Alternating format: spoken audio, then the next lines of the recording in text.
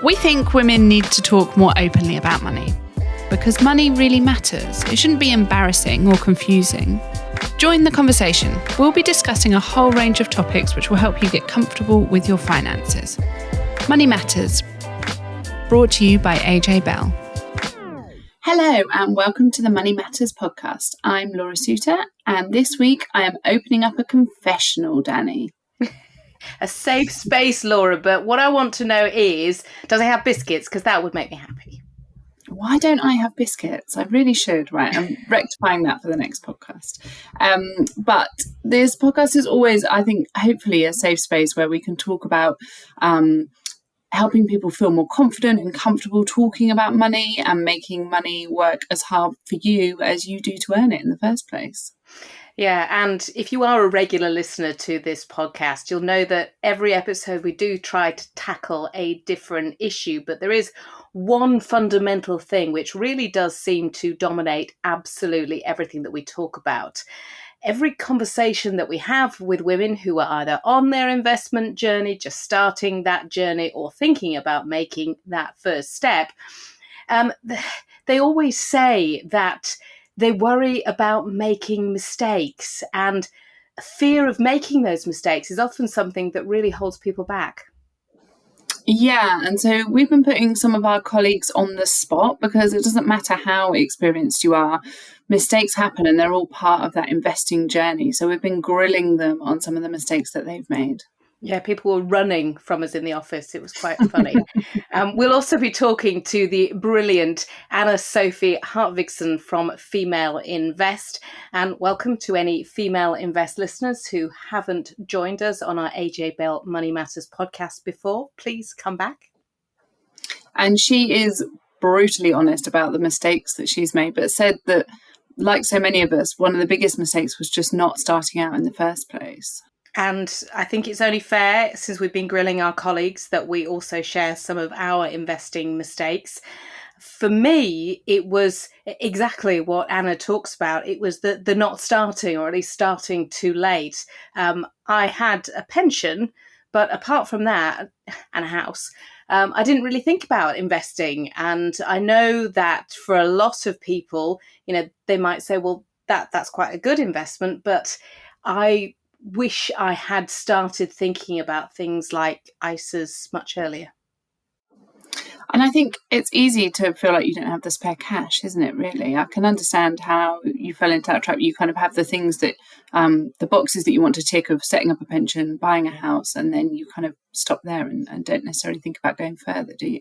No, and just didn't. And because I wasn't working in the financial industry at the time, it wasn't conversations that I had with any of my colleagues either. We just, had pensions, had houses, and took a holiday. And I think my mistake, or at least my first investment mistake, I'm still making many, was probably because I was surrounded by people in the finance industry. So I was a financial journalist, and I was working in quite a male-dominated team, and all of them were investing. And I just, on the one hand, that was great. It gave me the confidence to start and made me think, well, if they're all doing it, why am I not? But it means that I ended up investing in the things that they were investing in, because I thought, oh, well, they're in the know, they must know. And so I started buying shares, and I bought companies without really knowing why I was buying them or why I thought they would do well. And I've since learned, some of their recommendations were not very good. But also I've since learned that investing through funds and things like that is just a much better fit for me personally. It's less to monitor, it's more diversified. So I guess I can't completely discredit those former colleagues because they did get me started. But I think it's important to invest in your own style and not just invest in the things that either your friends or your colleagues or people in the know tell you to invest in. So we have unburdened ourselves, which we really did think it was only fair before we share our colleagues' confessions. Yeah, definitely only fair. But let's start by hearing from Kirsty. So my biggest investment regrets, I have 3 of them. The first of them is not making the most of moving my shares from my dealing account into a nicer tax-free or more tax-efficient environment. That was something I was always meaning to do and never quite got around to. Also, not opening up junior ISAs quick enough for my 3 daughters, and again making the most of the tax allowances for those, and also getting them invested in the stock market early, and finally not increasing my pension contributions soon enough. So I've held a pension since I was 21, and probably only in the last 5 years did I increase the contributions to that significantly. And if I'd have done that a lot sooner, the compound effect would have made a huge difference to the end value. So 3 investment regrets there. You know, it's funny because Kirsty really pretty much echoes my regrets there. Right, here is Chris. My biggest investing mistake is definitely not starting sooner or earlier. I believe if I'd started in my 20s, early, mid, or late, like we are all advised to, I would be a lot further along in my investing journey, and I would have been able to take advantage of a longer period of my money compounding, with the stock market going up over the last 10 years or so. And I would definitely be a lot further than I am now. So my biggest investing mistake is not starting a lot sooner. Yeah, and I think a lot of people will resonate with what Chris said. Starting early is so important, but particularly for women as well, because quite often they might end up having a career break or maybe working part-time, and so taking a break in their pension contributions. So I think that's a really key one to learn from. Okay, finally, we have Georgie. The thing I would change about my investing experience is actually just speaking to my peers and my friends about money and about investing and all things to do with it. I think when you soundboard off somebody, it helps you to become a little bit less intimidated and maybe gives you a bit of an idea of what you could be doing differently, and listen to other people's perspectives too.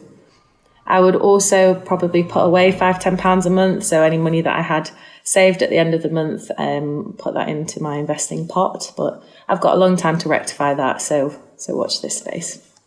Yeah, I think talking to friends is so important. And actually, I feel like we're in a real sweet spot at the moment where I feel like a lot of younger people are talking about money more, having much more open conversations about money, about investing, about what they're earning. And I think that's really great. I think that's so much better than previous generations have done it. And, you know, on social media, you see so many people having those conversations as well. And then you've got podcasts like this one, which hopefully, you know, gets you talking. Maybe you talk to your friends about it. And that's part and parcel of the journey that we're hoping to take you on. Those were the brave ones, because it's not comfortable to talk about mistakes, particularly when it comes to money. We did get a couple of emails too. And this one struck me, Laura, because we also had an email from a Money Matters listener along the same vein. And I think we will do something about buying a home and saving to buy a home in a future episode. But here we go. Our emailer said, I regret not researching the lifetime ISA rules before opening an account because I'm looking to buy my first home in London and the £450,000 house price limit will stunt my options. Yeah, and I think that this is a trap some people might have fallen into, is like not fully researching the accounts or the type of things they're using for any clauses before they sign up. And it's probably a case of, like we were talking about earlier, following what their friends are doing before maybe checking the fine print. But yeah, I think that is a tricky one, probably a bit more specific to a lifetime ISA because normal ISAs don't have those kind of clauses to them. But yeah, that's an interesting one. And so here's another anonymous one that was sent in. I started investing in shares because I could relate to the companies, especially the ones that you see down the high street or on the way to work. But I wish I'd learned about funds sooner. So spreading a bit of risk around rather than putting all of my eggs in a couple of companies' baskets. So that's kind of what I was talking about before. And it's a similar mistake that I made, kind of thinking that you can bet on a couple of shares rather than actually taking what is probably easier and slightly less scary route of picking funds. Yeah, and if you haven't come across funds before, basically it's a way of putting together a whole load of different company shares in one basket, and then you have a bit of that basket. So they're kind of diversified for you. They might be, funds which are particularly ESG, ethical, looking at environmental, social governance issues, or they might be funds which are talking about sort of emerging markets, places like Asia, or they might just be funds that sort of track something like the FTSE 100. But if you are interested in that kind of thing, then do have a look around. And also, we have another podcast that Laura and I contribute to, which is called the Money and Markets Podcast. So do take a listen to that. And the last one that we were sent in, so a mistake I made was not having a particular strategy when picking investments. I just picked shares here and there and didn't look at my investments as a whole portfolio. And then that took some time to rectify. I think a lot of people will resonate with that, won't they? Yeah, I think they will. And it's interesting because there's been an awful lot of conversation about a diverse portfolio just over the last few months, particularly because we're seeing such high inflation. And of course, some companies, some shares do particularly well when there's low inflation, but not brilliantly when there is high inflation. And also, because of the uncertainty with what's going on in Ukraine, there is a lot of movement as people maybe think to look for what are called safe havens. So they might be, putting money into bonds, which are performing better, or they might be thinking about putting it into gold, or even in some cases, cryptocurrency. But as I say, if you are interested in those sort of conversations, then do take a listen to our Money and Markets podcast. And another great resource is the e-learning platform and investment community Female Invest. So it was founded in Denmark in 2017, and it has a very similar aim to us, which is to close that gender investment gap and get more women into investing. Now, one of its co-founders is Anna-Sophie Hartvigsen, and she was a guest at our first in-person event a few weeks ago. I caught up with her recently and got to talk to her about some of the mistakes that people make, some of the mistakes that she's made, and what to do about them. Anna, I mean, you speak to an awful lot of women about investing. I mean, that is what you do. What is the most common mistake that people tell you about that they've made when it comes to investing? I think, ironically, the most common mistakes the people I talk to have made is never getting started. I think that is believing in all of the myths and not believing in themselves. And I so often meet women who are maybe at the later stages of their lives, and now they just regret so badly never taking that leap, and they just lost time that they can never get back, even though, of course, it's never too late to get started. It's funny because I think of myself as being in quite a similar boat to that, although I did start investing in my pension quite early. Is it sometimes that people maybe have started investing, but they don't realise it? I think for most people, as you say, they have a pensions, and that pension is often invested somehow. But I think it also goes for a lot of people that they have no idea how it is invested, who invests it, what their risk profile is, what to look out for. So even though it is invested and they are investing, you could say, then they've never taken ownership. So they might still have lost out on a lot of potential in their pensions because they didn't take ownership soon enough. Is that something that then makes a successful investor, someone that takes ownership? I think at least it's the first step to become a successful investor, having that overview, engaging, actively deciding what you want to do with your money, how much risk, and so on. So I think definitely the first step is taking ownership. What else makes a successful investor? I think at least history shows that someone who is patient, and with patient I mean that you don't panic when things spike either up or down. I think right now we have the war in Ukraine, which has tested a lot of investors on this, but the people who are able to keep a cool head are definitely the people who win in the long run. And then, of course, also the people who don't get carried away by trends in the media, and who understands that in order to win in the long run, you need to diversify and to spread out your risk. And it might sound boring, but historically it has been the winning strategy. What mistakes will you admit to making?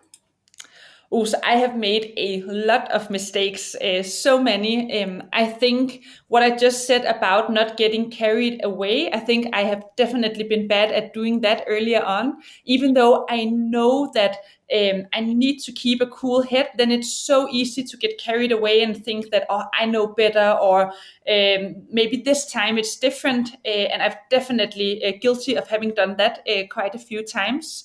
And then I am definitely also guilty of a few times having traded based on hype rather than what I know from a rational standpoint is the best thing to do.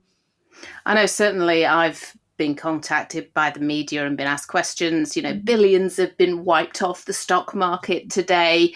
Investors have lost a lot of money, and the next day sometimes you can see that turnaround. But when you're seeing a stock falling, particularly if you've got one of those apps and you're checking on your investments, I guess now that we're more connected than ever, it makes it easier to sort of act in a knee-jerk way.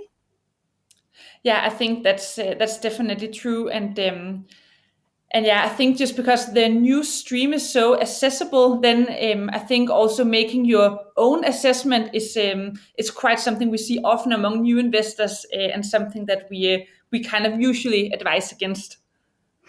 So there are lots of preconceived ideas about the differences between the way that men and women invest. Are any of them true? Definitely. So actually, we can measure that quite accurately when we just see how people traced, and then see how that's correlated to gender. And what we see is that women on average tend to trade less frequently, and that they tend to take on a slightly less risk. But because they trade less frequently, often we actually see that they are less emotional than men are in the stock market. They also, on average, come out on top, getting better returns. And we see that both among private and among public investors. So that definitely are some key differences in how the average man and the average woman trades. Risk's an interesting thing, isn't it? We often talk about women saving for future events rather than saving just for the opportunity of making money. Is that part and parcel of the reason why maybe they don't mess around as much with their investments? Yeah, I think it definitely could be. And I think there are two sides to that. So I think one of them is a cultural thing. Even though we've come a really long way in society, there's still such a long way to go when it comes to talking about money. I think there are still a lot of stereotypes around women and money.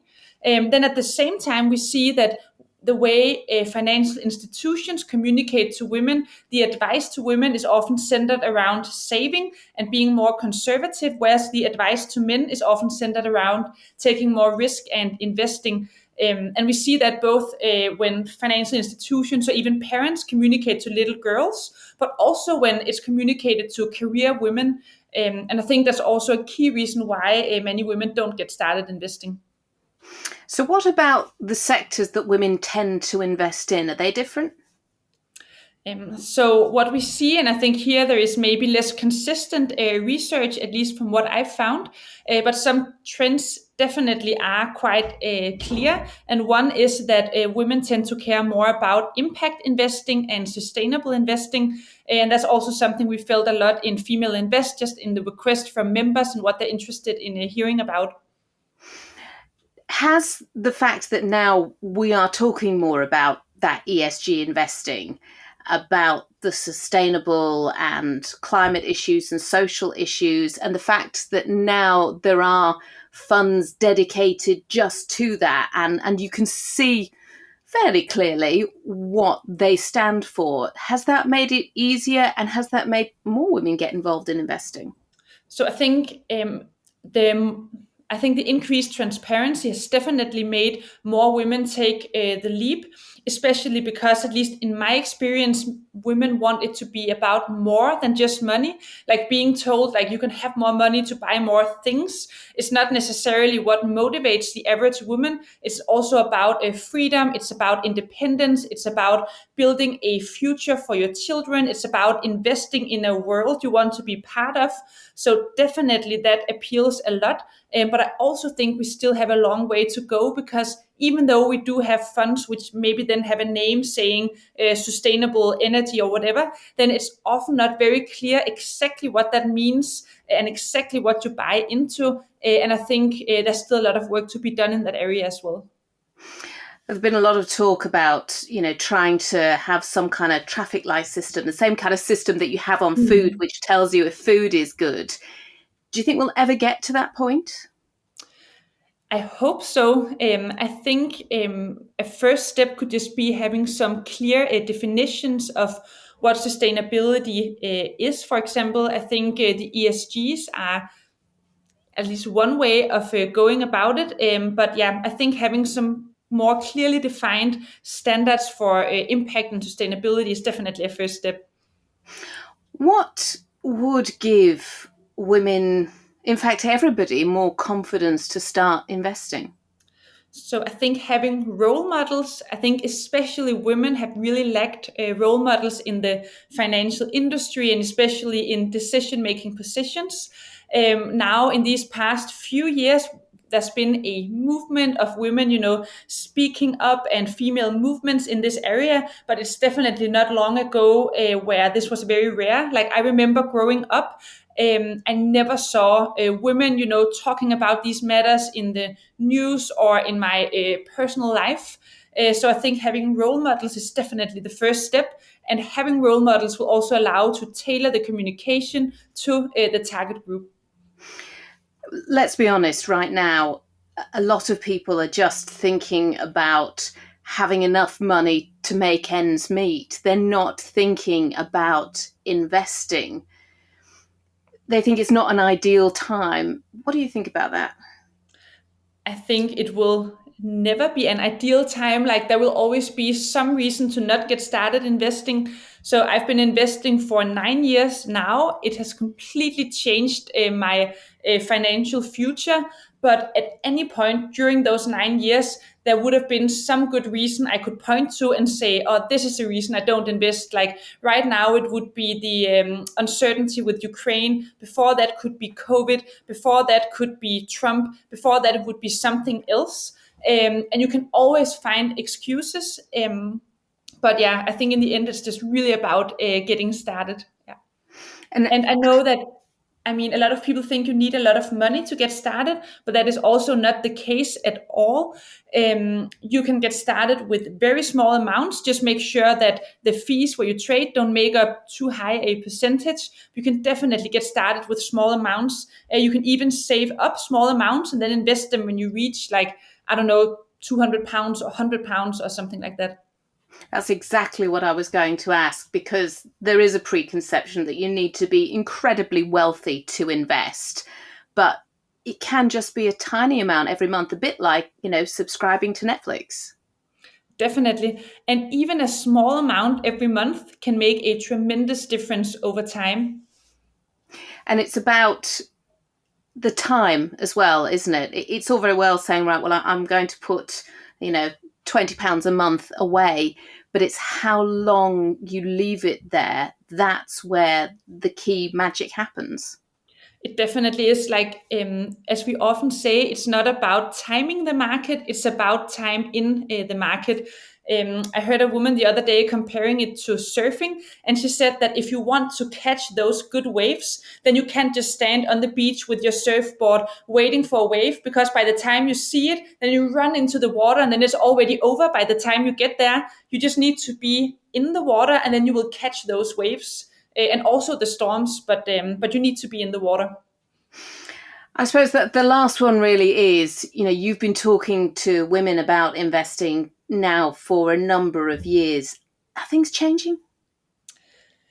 I think actually things are changing, at least among normal women, I want to say. Like, when we started Female Invest a few years back, women would often say, like, oh, this is not for us. So this feels like so revolutionary. It would be like a whole new thing that we were introducing. But already now I see a lot of women being like, yeah, cool. I thought about this before. I might not do it already, but I thought about that I could be an investor. So I think among like normal people, it's changing.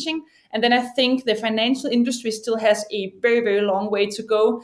like I think women are still invisible in like C-suites in banks and so on. I think any minority is kind of invisible, and I think we have unfortunately decades to go before that starts changing. But definitely among kind of ordinary women, in lack of a better word. Anna, it's been really lovely to talk to you. Thank you for your time. Thank you for having me. So that was Anna Sophie Hartvigsson from Female Invest. And I really liked how she talked about waiting for the right time, and how for lots of people, there's just never really going to be a right time, and the benefit of just putting away a little bit of money each month and just getting started. And if you haven't already come across Female Invest, do check them out on social media at Female Invest on Twitter and Instagram. But not before you have followed us on Instagram, which is at AJ Bell Money Matters. It's also worth signing up to our newsletter if you haven't already. It provides lots of great content and articles that the team write with lots of topics that we don't cover on the podcast. But also there's chances to get free tickets to events or exclusive offers that we don't put out on social media. So if you go to the AJ Bell You Invest Money Matters homepage, you can sign up to the newsletter there, and it's sent out once a month, so we won't be spamming you constantly.